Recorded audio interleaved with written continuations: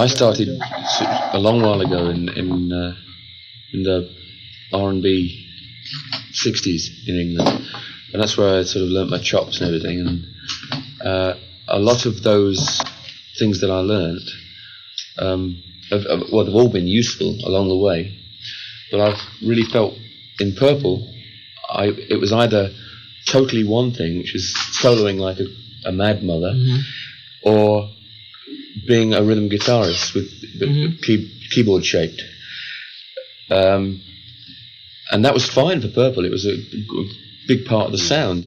Hush had something about it right from the off. I felt, I'm not sure about the others, but I think we all felt that there was something a bit special about it.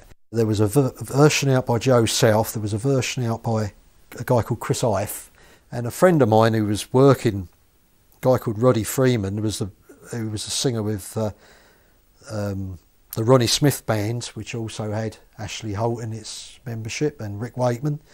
They did it on stage, and I happened to mention it to Rod Freeman, and he said, I could come round and teach you the song.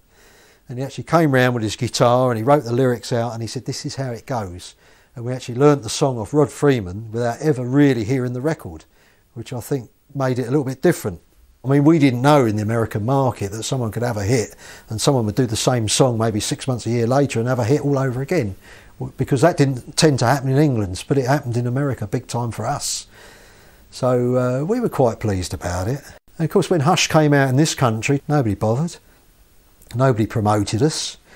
I did hear that people were told not to work on that one because the Beatles had got a new single coming out, so give everything to the new Beatles single. People were going in the shops trying to buy Deep Purple, they couldn't buy us. We were kind of desperately looking for another hit record, and I think that's where we went wrong, because there was always pressure, you've got to have this hit record. I don't think we needed a hit record, you know, things were changing. You know, Led Zeppelin had started, they'd come over to America, they were touring the same venues we were. Vanilla Fudge didn't have hit records any longer, but these guys, they had the acts that were selling out. There was no reason why we couldn't do the same. We just needed time and to get rid of that pressure, and also being constantly told that you're in debt. It's not much fun when you've shifted millions and millions of records around the world. And we were still on basic wages. And it came to a head one day when I said to John Coletta, I said, look John, I said, you know, I keep reading that we're one of the biggest acts in the world. You know, we're selling out here, there and everywhere. We've sold all these records. I said, surely we can reap some of the benefits of this now. He said, well, what do you want? I said, well, I'd like to buy a new car. So I've been buying the same, I've been driving the same old Jaguar for 5 years. He said, what would you like? I said, I want a new Jaguar. Order one up, he said, you can have it.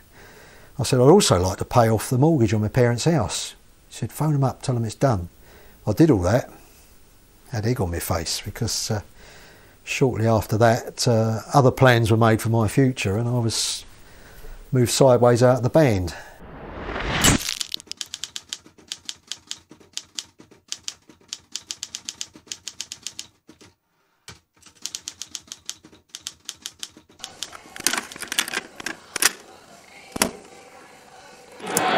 Well, Nicky wasn't constructive, he didn't have any ideas, and he was an average bass player, so he had to go. Rod just wanted to go to America and live in America, and he's doing very well. He always does very well. Rod's a very nice guy. Well, so Nicky was, but he got very bitter.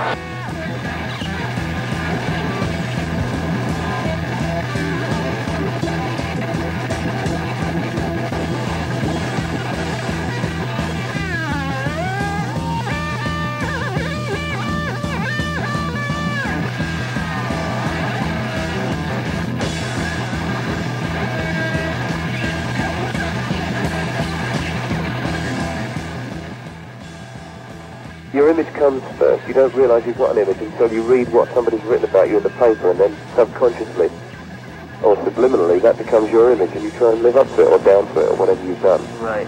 And so what the hell anyway? You're not a real person. You're no longer a real person. And your off-stage person becomes a whole farce. And eventually it's a complete turnaround, because the only time you're really being yourself is when you're on stage.